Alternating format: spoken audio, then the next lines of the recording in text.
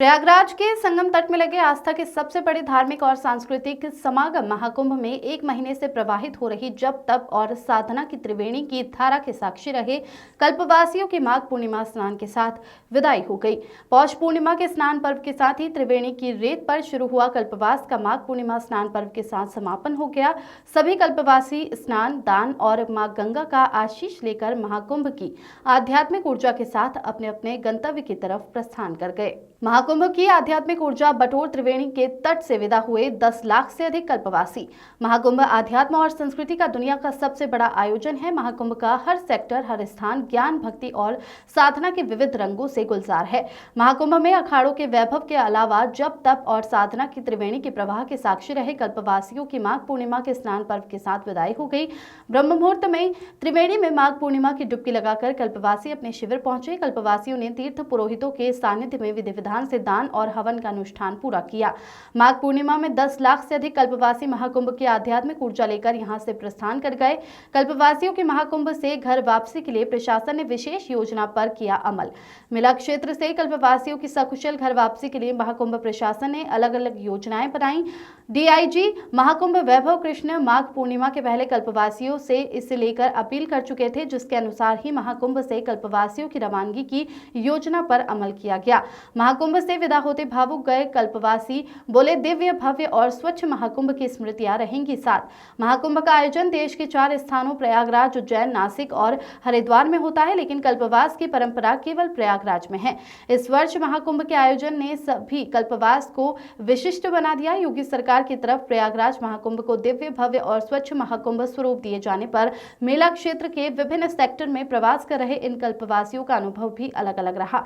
उनका कहना है कि त्रिवेणी के तट पर मिली शांति और आध्यात्मिक वातावरण की अनुभूति लेकर वह गंगा मैया की गोद से विदा हो रहे हैं। मैंने पहले भी कहा है और हम फिर कह रहे हैं कि किसी भी प्रकार के रूमर्स पे अफवाहों पर लोग ना ध्यान दें। जब तक प्रशासन की तरफ से कोई ऑफिशियल वर्जन नहीं आता तब तक अफवाहों पे लोगों को ध्यान नहीं देना चाहिए। रेलवेज़ का ऑपरेशन बहुत स्मूथ है। सभी हमारे जो स्टेशन हैं सभी स्टेशन पे रेलवेज़ का मूवमेंट हो रहा है। प्रयाग जो संगम स्टेशन है जो कि जीटी जवाहर के पास में मेला क्षेत्र से लगता हुआ है, वो परंपरागत रूप से पहले भी क्लोज होता था।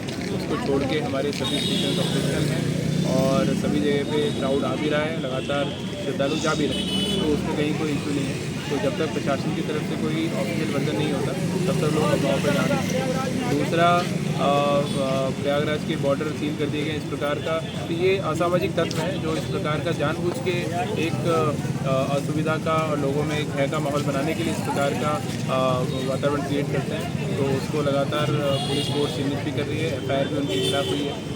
बॉर्डर सील नहीं होते, बॉर्डर से लेकर और जो हमारा मेला क्षेत्र है क्योंकि इतने करोड़ों लोग आएंगे तो पार्किंग की व्यवस्था करनी पड़ेगी और पार्किंग्स में लोगों को खड़ा कराना वो एक व्यवस्था जो बनाई गई है, तो लोग उसमें सहयोग भी करते हैं।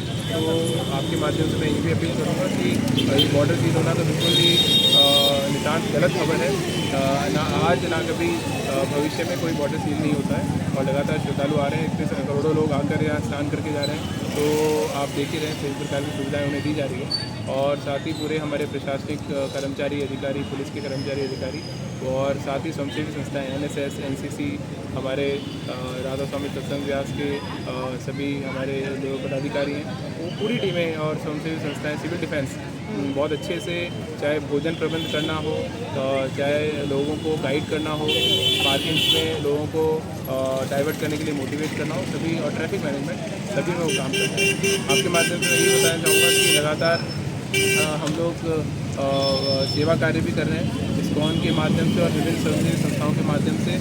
लगभग रोज़ 2 लाख से ऊपर लोगों का भोजन प्रबंध अलग अलग स्टेशन पे किया जा रहा है ताकि लोगों को खाने पीने में कहीं किसी प्रकार का इशू ना आए। और नगर निगम और जो हमारी नगर पालिकाएँ हैं और मेला प्रशासन की अपनी अलग व्यवस्था है, तो सभी लोगों ने पानी के टैंकर, मोबाइल टॉयलेट सभी चीज़ों को फैसिलिटेट किया है। और जो हमारी शटल बसेज है उससे निकलकर निकटतम लोग फिर पैदल जाते हैं। जैसे अभी यहाँ पे आप देख रहे होंगे हिंदू हॉस्टल तक शटल बसेज चलती है और उसके बाद में आगे लोग यहाँ से, क्योंकि संगम पास है, यहाँ से पैदल जाते हैं। और स्नान करके वापस फिर जो भी उनकी पार्किंग है या रोडवेज की बस में जाना है या फिर रेलवे स्टेशन में जाना है, तो सभी जगह सकुशल जाते हैं। तो यही मैं अपील करूँगा कि आज और भविष्य में भी अब वहाँ पर लोग ना ध्यान दें। जब तक हम ऑफिशियल वर्जन नहीं देते तो सारे उपाय निराधार है। तो ना बॉर्डर सील है, ना कोई रेलवेज़ का मूवमेंट बंद हुआ है और ना जो 26 फरवरी प्रयागराज महाकुंभ की जो ऑस्पिशियस डेट है उसको कहीं बढ़ाने का कोई निर्णय नहीं लिया गया है। तो मैं आपके माध्यम से फिर ये अपील करूँगा।